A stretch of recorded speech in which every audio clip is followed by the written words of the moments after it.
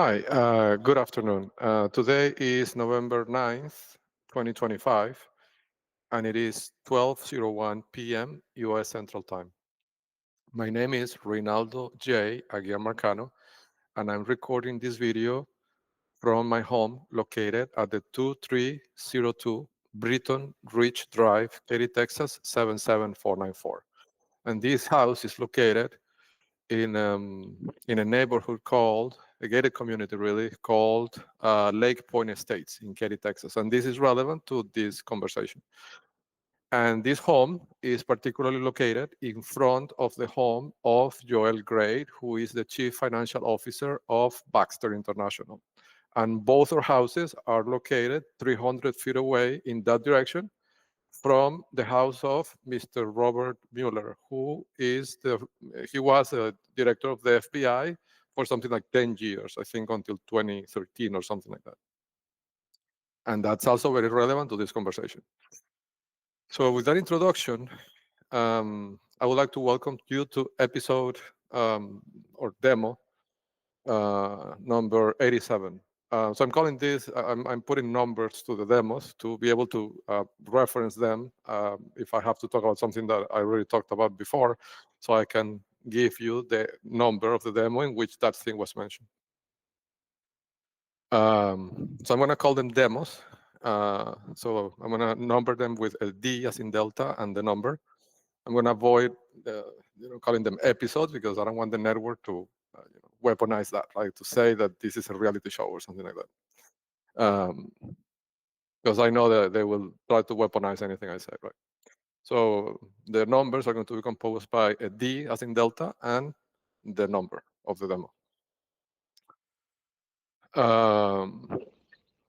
So yes, this is demo 87, okay? And it's a very exciting demo because it's going to be short. It's not going to be a long technical demo, but it's going to be more like a surgical strike. Because the pipeline found a couple of things that are hard evidence, right? And I think completely changed the game. So I would like to also mention that this video is part of the series Rapid Fire Tips for Federal Law Enforcement, which is a series of videos I've been working on for, I think, like 6 months at this point. And the intention of this series of videos is to document findings that I've developed using software engineering and data science. And the objective with that is twofold, really. One is to document all these things and kind of if authorities investigate these things, hopefully contribute this information to them. And secondly, the second order objective of doing this is to encourage young people to follow a career in software engineering because that's the future. So with that introduction, I want to also highlight that I use the word federal law enforcement because it's clear using the pipelines that I developed and data science that the solution to this is federal, right? Like this doesn't have a state solution. And that's why this demo is exciting because the pipeline let me see a few things that seem like they would, open the door for the jurisdiction of federal authorities, right? Which is what this network fears, really. So that is very exciting to me. Where to start? So yeah. So let me tell you how I did this. Right. So I encourage people to see or to watch the demos 78 to 86. Right. So it's 8 demos, and those 8 demos are the ones that cover the discovery of the cellular operator that this network uses illegally, and the point-to-point communication line that they have, at least in this hub of Katy, using the power lines. And the finding that the suspicion that the modem of Robert Mueller might be buried under that concrete lid that he has on his backyard. Okay. So I encourage people to watch demos 78 to 86, so you can get all the context about the things that I'm going to mention here. Okay, because this is going to be more a surgical strike, as I mentioned at the beginning. So the reason why the pipeline was able to make this leap was because I ingested those transcripts into the pipeline as unstructured data and ran it through the ingestion and made it structured, and then rerun the pipeline, right? And the pipeline found a couple of things that I think have profound implications. Okay. So in the last demo, I mentioned that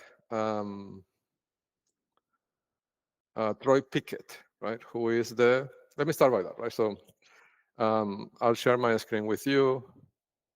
Just 1 second.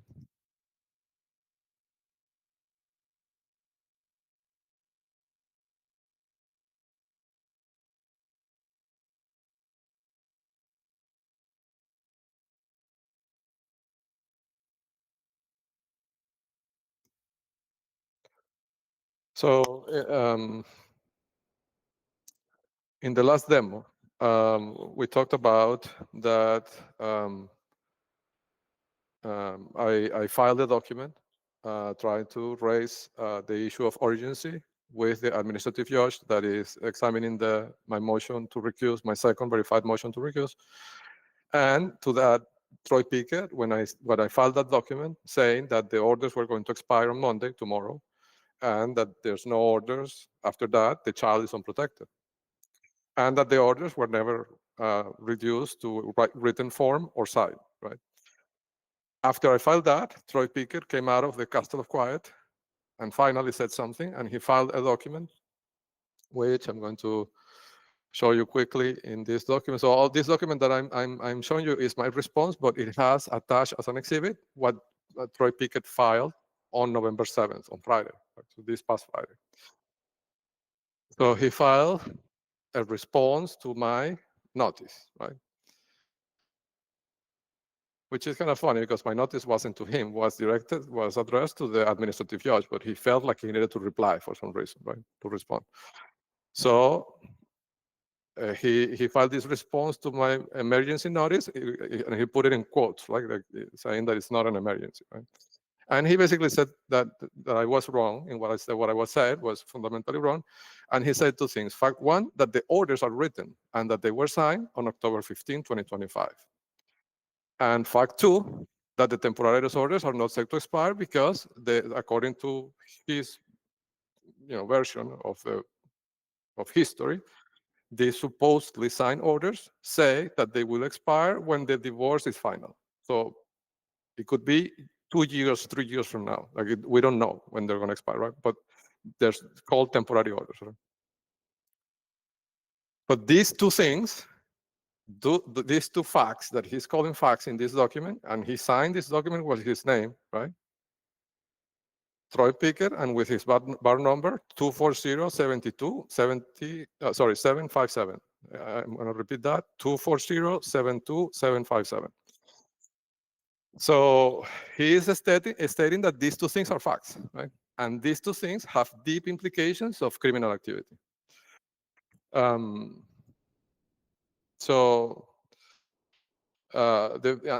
both are discussed before in the previous demo, right? One is that the orders were not signed on the 15th, and I showed, why those orders are fraudulent, right? And he's committing fraud by saying here that those orders are in effect. And there's tons of reasons, and I went through all those reasons in the previous demo, right? So I'm talking about demo 86. And secondly, because he's saying here that the orders are until the divorce is final, which is not what the judge ruled verbally. So he's changing here, he's committing to the position of overriding what the judge ruled verbally, right? So he's impersonating the powers of the judge, right? And changing the duration to keep the child kidnapped, parental kidnapping, really, right? So, but that's, that's those, those alleged crimes, could fall under state jurisdiction, right? And, because they have the situation under their control in that area, they may not fear that, right? So this is what the pipeline finds. The pipeline says that the most likely avenue for success here is the wire fraud um, charges, right? Because that gives jurisdiction to federal authorities, not only about his crime, but also to all on all the over all the people that has helped him do this, right? Or that help him in the future, either cover this or mitigate this, right? So it's in terms of federal law enforcement, this could be like a nuclear weapon, right? And let me show you why delegation of war fraud, right? Because he fabricated that order. That order is not real. The timestamps don't match the date that he's saying what it's signed. Like, there's a bunch of reasons. The index number is above in the docket, is above, it comes after my motion to recuse. So that also means that the order is invalid. And there's literally like 6 or 7 things that you can see that the document is fraudulent. But the reason why it could be constructed as wire fraud is because in this fraudulent document that he is stating as a fact, right? He is making money demands, right? Like, for example, in the page 22 of my document, which would be page 10 of his supposed orders, right? He is making monetary demands on me, right? Not only about child support, but like things like paying the rent of his client, and like all these things are designed to harass me, right? To harass me financially, and maybe drive me into bankruptcy, right? But he is making these demands in this document, right? You can see the dollar amounts in here, right? So he's demanding payment for things like rent, right? And multiple other things that the judge never ordered on September 11, and this is audible in the recordings of that session. Again, I encourage federal law enforcement to check the audios, okay, not only the transcripts, because the transcripts, because they're digitalized, they can be altered. But if you check the audios, you will see, and I can guarantee you that you will hear that the judge never rendered these financial orders, right? So he is making these monetary demands based on a document that he knows is fraudulent. And that is, wire fraud, right? Wire fraud is an interesting offense because the penalty is up to 20 years in prison. And I think the code, like the statute that violates is 18 USC 1343, right? So it raises the stakes considerably because not only for him, but also for anybody that tries to help him out, right? Either by making a decision that would legitimize what he's doing, for example, right? So that raises the stakes for everybody. So from what I'm looking at the pipeline, I'm sorry, I don't mean to overstep, right? I'm not a prosecutor. I don't work for the government. I have really no saying on what the government does with this, but based on the data and the pipelines that I have developed and the technologies that I have, it seems to me like the avenue is the wire fraud charges, right? Because that would bring jurisdiction to federal authorities over all this group of agents. And it could be a way to put an end to this, right? So that's it. That's fact number one, right? So the ones that I'm showing, right? That he's making these monetary demands in writing in a court document filed by him with his name, signature, on a document that he knows is fraudulent because all the reasons that I mentioned in demo 86, right? I'm not going to repeat them here because it would take an hour, but it's a document that is obviously fraudulent.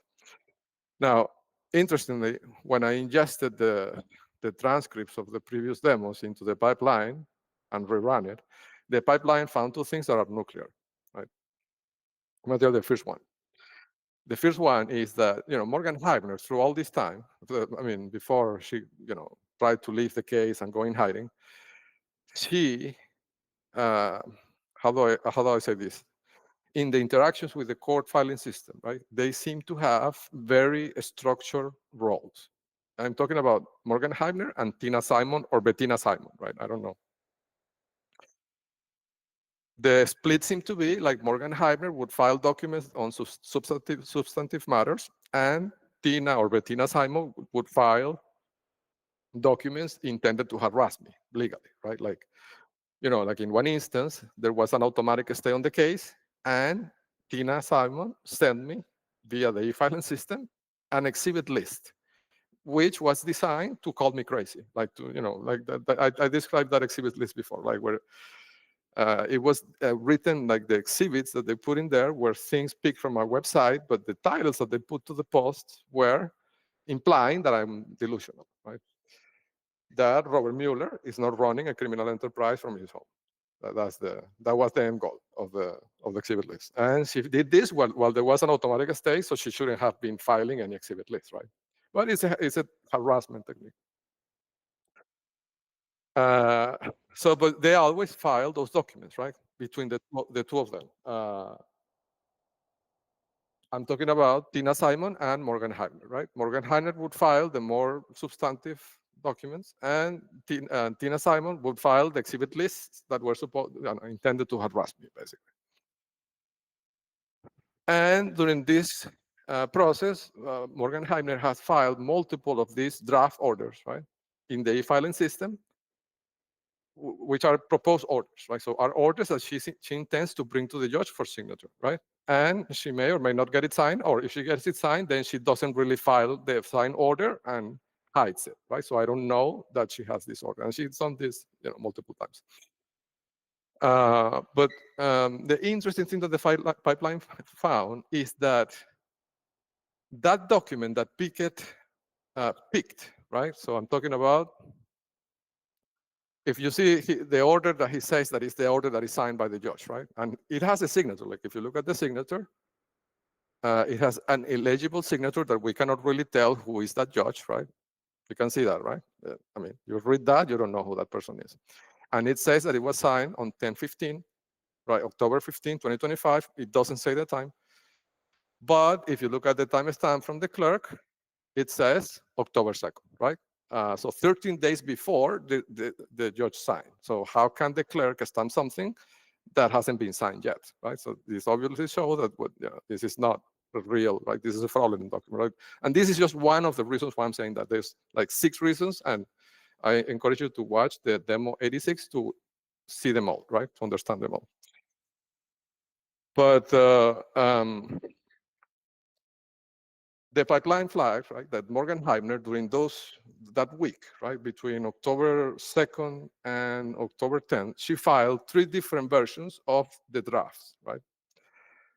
I'm not she, but like in this case, right, the petitioner, attorneys, filed 3 different versions of the drafts: October 2nd, October 7th, and October 9th, I think are the dates, right?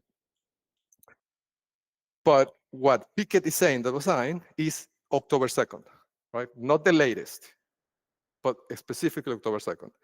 And the pipeline flag, then the email, the service email that came through because I ingest all my emails into the pipeline, right? So the pipeline flag, that the service email that came when this document was filed as a proposed order, as a draft, right, on October 2nd, came from a person that is neither Morgan Heibner or Tina Simon. And it's the only document filed that hasn't been filed by them, right? So this is a new person that mysteriously appeared and filed this document, okay?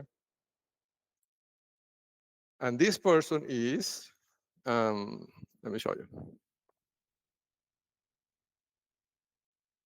1 second.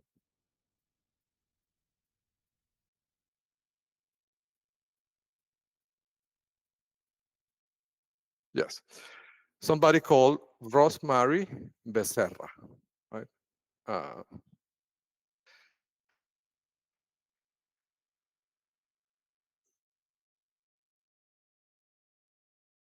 don't know if I can.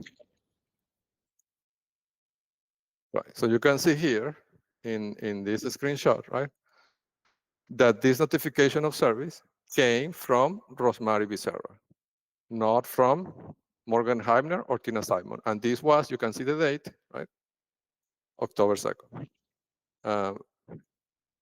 You can see here, right, where I have the mouse. Actually, let me see if I can use the pen here to do this, right? So here you can see October 2nd, right?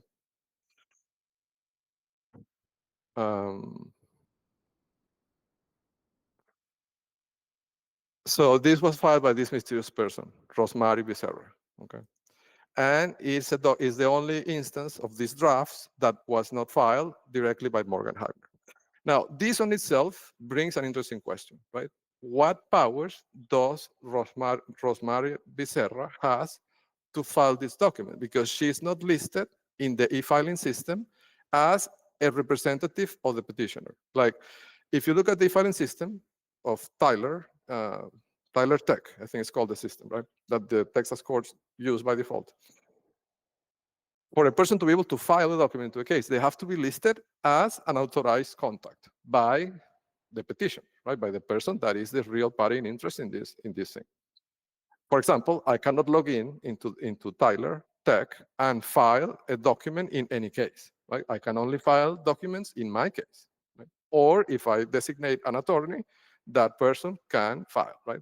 So in the e-filing system, both Morgan Heibner and Tina Simon are listed as authorized contacts of the petitioner. But this person, Rosemary Becerra, is not. She's not listed as an authorized contact. Like, this is the first time I see that name. I mean, I saw it on October 2nd when she filed that document, but I didn't pay attention. Like, I thought this maybe is somebody that works in, like, I don't know, I couldn't. But this is why you need software to solve this problem, right? Because a human can be tricked, but a computer is more difficult to trick. The computer thinks this is a tremendous anomaly, that a person that has never filed anything in the case and is not listed as a contact can file documents, right? But I don't know if this would mean that Tyler Tech is compromised and allowed this, or if this was done I mean, maybe this person works in the clerk's office, right? And filed this on behalf, I don't know. The pipeline tried to find records of this person and couldn't. And I tried also manually, and I couldn't find who this person is. I found the address, and it's a person here in Katy, but I couldn't find if it's a person that works for Morgan Heibner, or if it's a person that works in the clerk's office, but what I can tell you for sure is that it's a network operative because the house is marked in the index, and also the person has the last name Wolf. So it's somebody called Rosemary Wolf Becerra, right? And the Wolf is a name marker in this network, and it's documented in the books since at least 6 months ago, right? So I have no doubts that this is a network operative. But it's not clear to me the working relationship, right? What if that person works for the clerk's office, or if the person works for Morgan Heibner or for Troy Pickett? I don't know, right? But this is a tremendous anomaly. Now, the inference chain in the pipeline and is that this person might be, I don't know, if I have to give a name to it, it would be a quadratic scapegoat, right? Like the thinking of the network, which I'm going to destroy in this demo, right? That's not going to be possible, but what they were thinking is that Troy Pickett could blame Morgan Heibner, and Morgan Heibner could blame Rosemary Wolf Becerra, right? And then Rosemary Wolf Becerra would be the fault person. And that person maybe doesn't even exist, right? Maybe it's a person that then results that left the country, right? And then nobody is accountable. But I'm going to destroy that possibility in this demo. But that's probably what they were thinking, right? So that's the reason why that person filed that document, because they had the foresight to anticipate that maybe if this is discovered, I mean, when they filed the document on October 2nd, what I'm saying is on October 2nd, when they filed that document, they already knew what they were going to do with that document. And that's the reason why they deliberately used this person, Rosemary Wolf Becerra, to file it, because they knew this could result in criminal charges. And they needed to create the scapegoat, the quadratic scapegoat, just in case, right? But that shows premeditation while committing the crime. And I hope, and I'm not a lawyer, right? I'm not an attorney, but I hope that the fact that there's premeditation on Pickett's and Morgan Heibner's minds while executing this elevates the penalty, right? The penalty is more severe because they premeditated how to do it to avoid consequences. I mean, how to do it in a way that would so they could avoid or minimize consequences to them personally, right? By creating this quadratic scapegoat. So that's the finding number one. The finding number two, which is the nuclear one, is it's beautiful, really, right?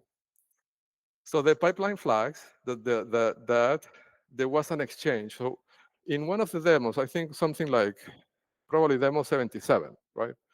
In which the first or the second fraudulent document was discovered, this deceptive title document, which led to the creation of the Heibner boost signal. And I named that signal to honor Morgan Heibner because she was the one that, with her actions and repeating this TTP multiple times, showed me how it works, right? And then I created a signal for detection. And this is documented in another demo.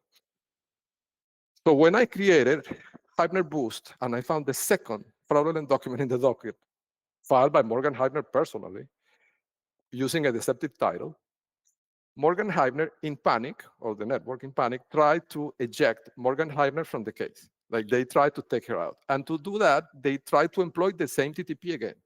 They created a fraudulent document with the title,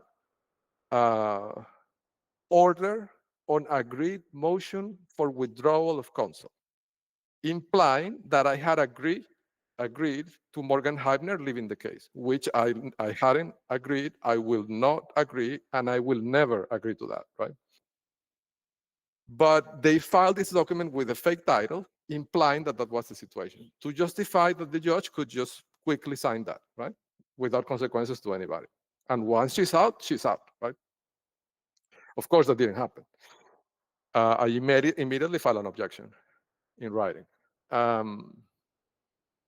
But when that happened, right, when they see that the TTP is discovered and there's evidence of fraud, right, against two courts, particularly with the document that Morgan Heibner used to deceive the first appellate court. I'm talking about the notice of entry dash temporary orders of October 10th that caused the dismissal of my motion, of my petition for writ of mandamus on October 14th, 2025.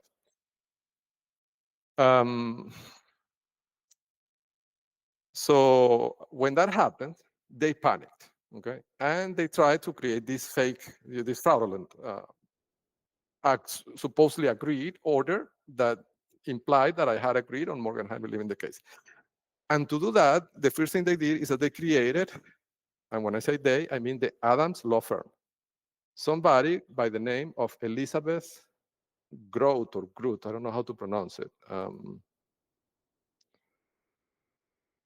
Elizabeth Grote, Grote, right, who works at the Adams law firm, and apparently is married to somebody with the last name Thomas, with the last name Adams, because when in her name digitally, it says Elizabeth Grote, parentheses, Thomas Adams.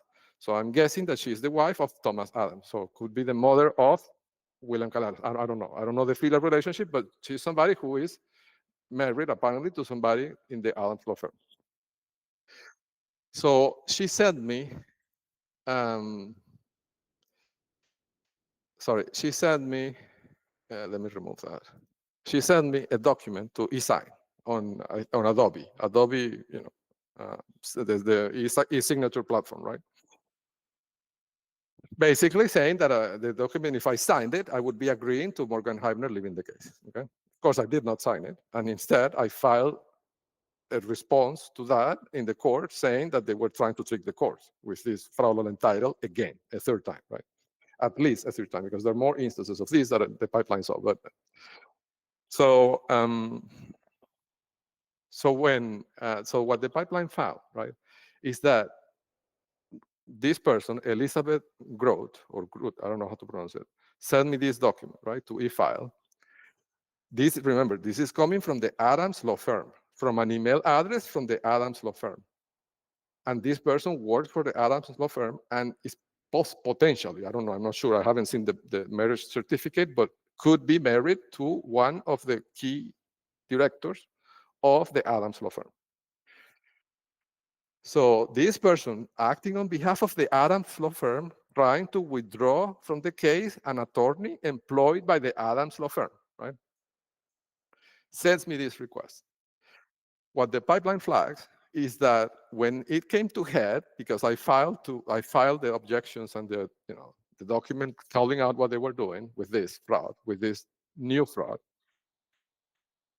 then I received an email from Adobe saying that Troy Pickett had canceled the agreement. I mean, this proposed agreement that I was supposed to sign, so Morgan Heimler could leave the case. But this is a terrible, it could be one of the worst legal mistakes that they have made so far. Because what this shows that Troy Pickett has administrative power over the signature process of the Adams law firm. He has the power to cancel agreements created by the Adams law firm. I mean, the story that they're presenting is that Troy Pickett is an external entity that has nothing to do with the Adams law firm. That's the story, right? That he's a person that is just coming into the case and he's receiving this pile of documents from Morgan Heimler and he's trying to do his best, right? And if Morgan Heimler committed fraud, then it's Morgan Heimler, right? But this destroys that narrative because he canceled the agreement. He has the power to cancel an electronic agreement created by the Adams law firm that has nothing to do, supposedly, with him, right? I mean, if somebody is going to withdraw Morgan Heimler, it has to be the Adams law firm. It's not Troy Pickett withdrawing Morgan Heimler, right? And, this is now in the docket of nuclear evidence against Troy Pickett, right? So I'm going to show you that, right?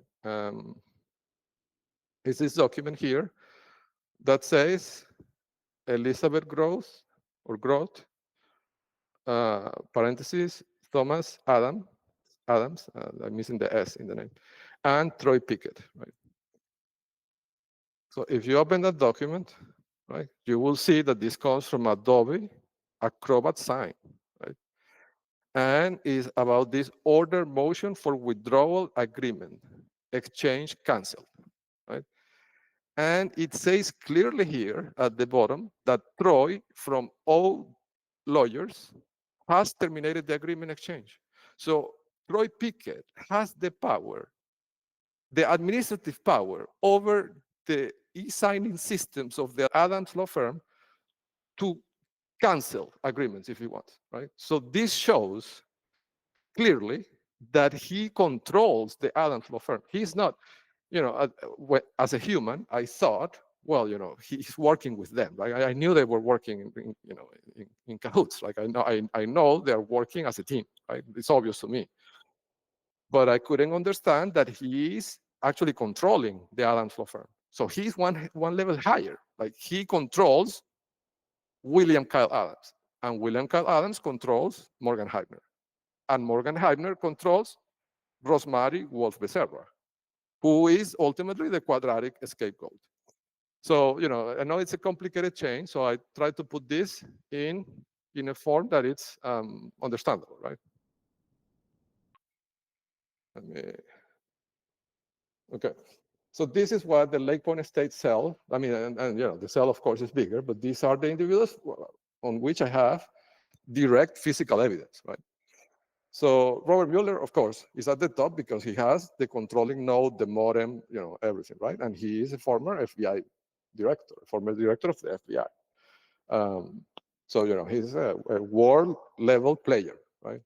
The other that I'm signaling here are local players, but this is significant because Troy Pickett filed with court a document that shows, the case could be made that that's wire fraud, right? what he's doing by forging that document and making monetary demands. And these ties, I mean, if he's working with this type of people in direct or indirect ways, this ties them all together, right? In the wire fraud, which gives federal jurisdiction, right?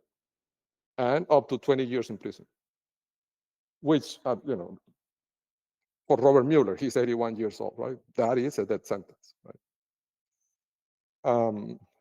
So, he might talk. So, yes, but so you see, the important thing here, right? So I've put like lines, that represent that there's a direct demonstrable connection with evidence that I have in my hands, right? It doesn't mean that there's no connection. Like, for example, if you see Phil Denning and Troy Pickett, there's no line. It doesn't mean that there's no connection. It means that there is no obvious connection that I can prove. But I imagine it's because there's a layer in the middle, like that other law firm that Phil Denning was using to harass me with the HOA, right? I imagine that's the connective tissue between Phil Denning and Troy Pickett.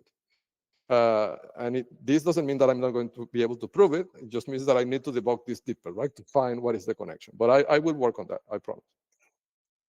But you see, if you see the number, and this is what I mentioned before in one of the demos that we call in data science a supernode, right? So Troy Pickett here obviously is a supernode because he has a connection to every single individual in this graph, except, a direct demonstrable connection, right? Except for Phil Denning, right? And I'm not saying that doesn't exist. I'm saying that I haven't been able to find what the connection is yet, right? The proof, right? The evidence that he's connected, that they're two connected, right? The two of them. But it doesn't mean that I'm giving up on that, right?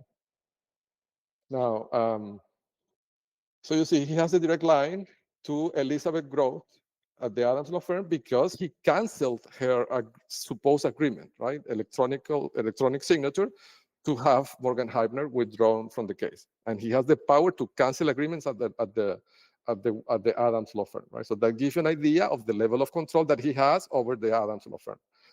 And well, so that's why he has a link to Elizabeth Groth because he directly canceled her agreement, right? In Adobe DocuSign. And by extension, over William Carl Adams because he's the controlling partner of the Adams Law Firm. If he's able to cancel the agreements, that must mean that he has control over whatever William Carl Adams does.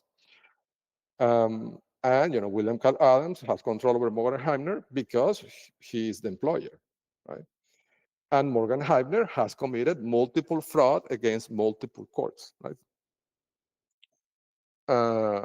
I'm talking about the 387th, and these are frauds that are demonstrable, and I filed evidence both in the 387th and also in federal court. Now, this of course means that Troy Pickett has won a place in the federal lawsuit, right? That I have against Morgan Heibner. And now I have to ask to the Venezuelan informant, I'm going to use this opportunity, if you can check with your lawyers, if I'm able to rename, if that's possible, I don't know, right? This is something that the pipeline cannot answer because it's not a data science question. It's more of a legal customs or mannerisms, or I don't know what to call them. But the question is whether I can rename the lawsuit, because my lawsuit is, the short name is Aguiar Marcano versus Rivera Heibner. But it is obvious by looking at this graph that it should be Aguiar Marcano versus Troy Pickett, right? And also Aguiar v. Pickett is a more punchy name, right? So I don't know if I can rename it, but if I can, I would like to. Please ask your lawyer and let me know. Throw me a bone here, please.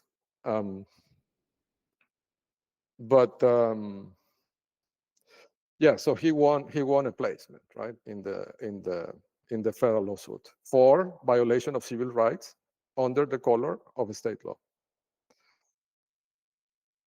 So that's quite of an accomplishment, Troy.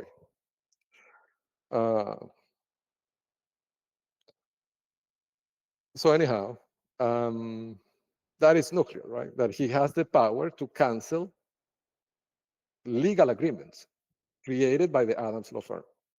It's mind blowing, right?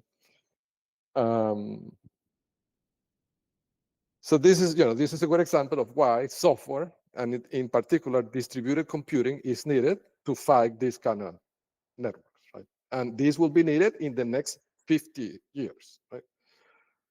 And this is why I said at the beginning that I do these videos not only to expose them, but also to encourage young people to follow this career path, because the world needs people that knows how to do this and will need them for the next 50 years, right? And right now there's an imbalance, right? They have all the software engineers, so most of them, right? Uh, willingly or unwillingly, right? Because the ones that they don't have in the network, they employ them, right? As I was once employed by them, right?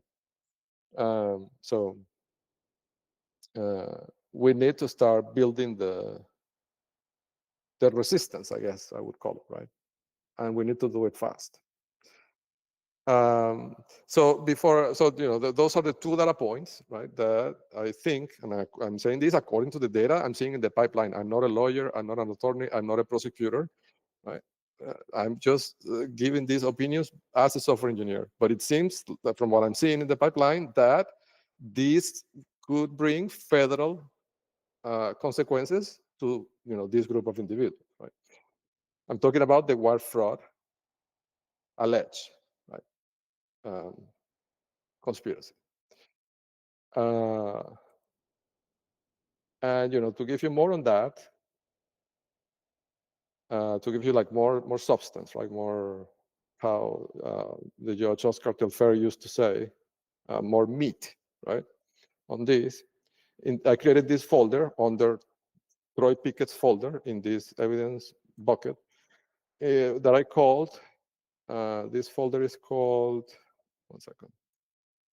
Yeah, wire fraud alleged, right?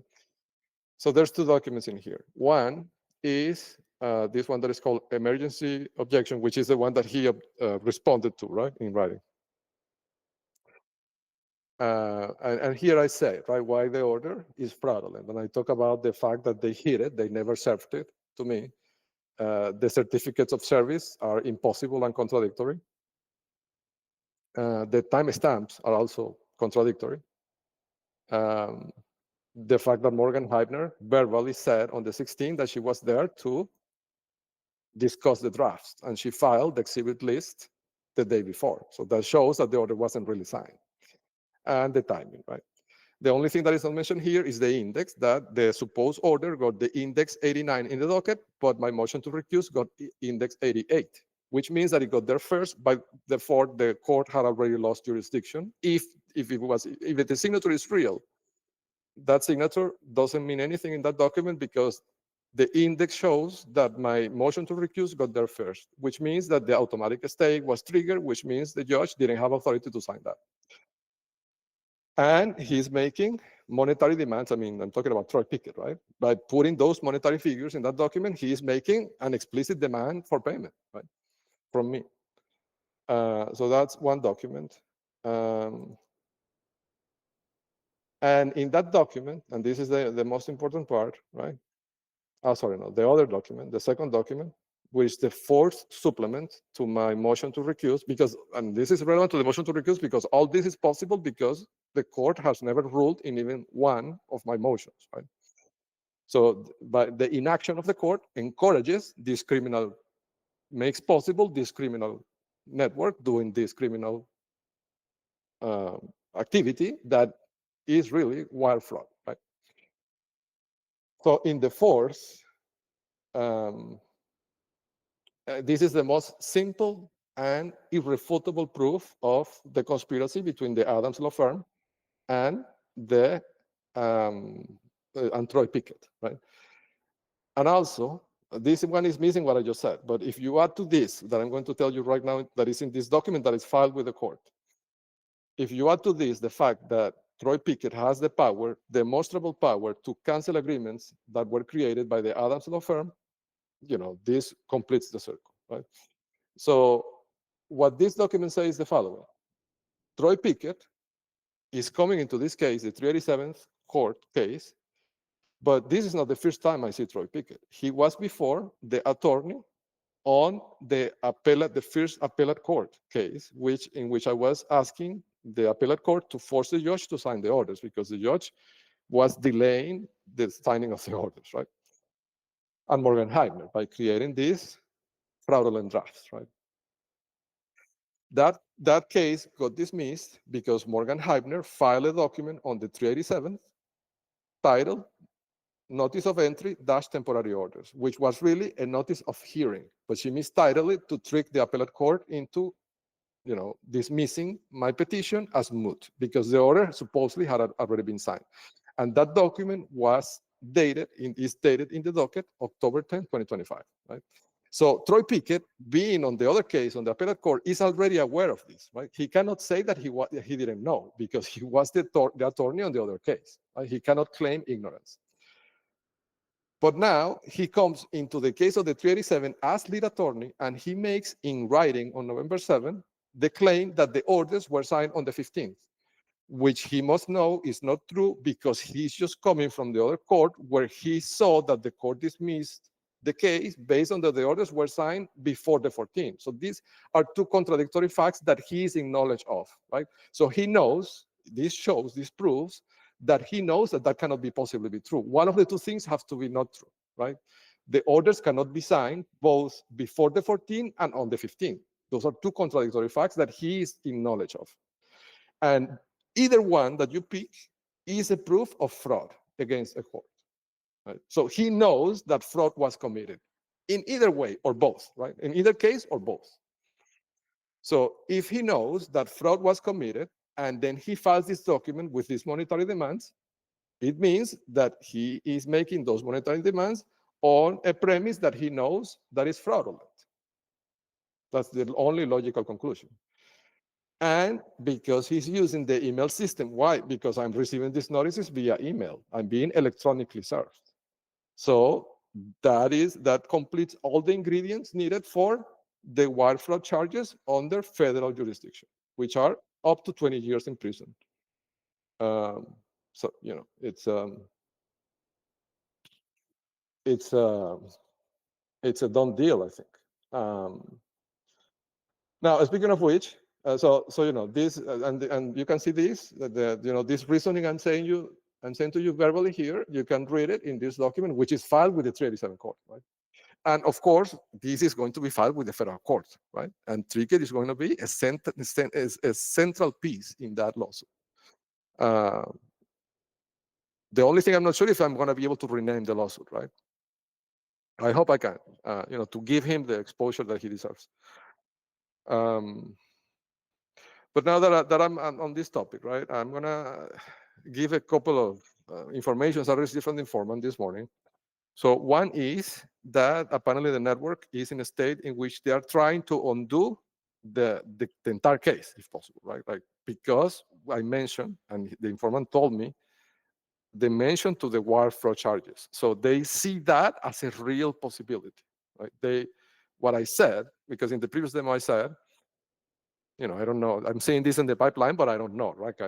I've never been exposed to criminal law in any way.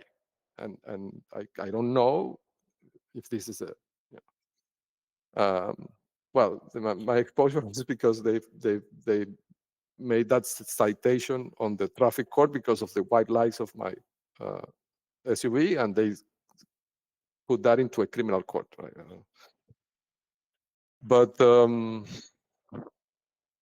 But I wasn't sure, right? But the informant told me that they're panicking because of the wire fraud charges, because they see real possibilities of federal intervention, right? And you know how from what I see in the pipeline, right? It seems like federal liability, it spreads out more quickly than state liability. I mean, what I'm trying to say. It seems from what I'm seeing at the Jinping metric that I developed and the liability distribution. That is a fascinating topic, but I don't want to get into that topic because it's too technical, and I don't want to turn this into a technical session. But the way that liability spreads out to the participants in the scheme is different in federal law than if you look at it as a graph, right? As a data problem. The way liability spreads is very different in federal cases than in state cases. state law cases. So even if the demands of money, even if the monetary demands of money, right, are they're not demanding millions of dollars, right? But I mean, they're making demands that would be sufficient to subdue me financially, using financial means, right? Because if I run out of money, I cannot fight them, right? So it's not a question of the amount, right? It's a question of the effect they would get by enforcing those orders, right? That they know are fraudulent. So that also adds more potential charges, right? Like silencing a witness, silencing, tampering with the witness, right? Using, as a coercive means, a fraudulent court order. So, it piles up. But the entry point, the most direct entry point is the wire fraud charges, because he put that in writing on November 7 on a filed court document with his signature, right? And he cannot claim ignorance because in that email from Adobe, it says clearly that he has the power to cancel legally binding agreements on behalf of the other law firm that he supposedly has no connection to. I'm talking about the Adams law firm. So that shows that he is not that only is connected to them, he controls the Adams law firm, right? He can cancel legally binding agreements that they create. So, liability, federal liability, criminal federal liability is to the roof on Pickett, and he's connected, as you can see directly in the graph I showed you, right, to basically every single individual except Phil Denning. But this is because there is an indirection layer in the middle, which is the other law firm, probably, right? So I'm going to debug that. And law firm is kind of a nuclear element because he's connected to every single agent at Lake Point Estates because he's the HOA president, right? So getting a subpoena for Phil Denning's emails, right, could open the Pandora's box at Lake Point Estates, right? So I don't know. It feels like it wasn't a good move to file that response, Troy, on Friday. It feels like it was a confession. And I feel sorry because seeing somebody that is supposedly at the top of their profession, right, make such a mistake. I don't know. It's hard for me to wrap my head around that fact. But I don't want to jump to any conclusions either, right? So I think with this is a good point to leave this. A good point to leave this surgical strike demo. To leave it at this point and close it. So I'll keep debugging these things and to understand to understand more of this liability structure, right? So now I'm not debugging the network. I'm debugging the liability and see how it spreads depending on what the charges are, right? Like what are the main charges? So I'm focusing obviously on criminal federal liability, right? So this is not, to me, this is not I'm not treating this as a personal. I'm seeing how can I expose this as a criminal enterprise on federal jurisdiction, right? Which is what they obviously don't seem to be able to fully control. So let's see what happens.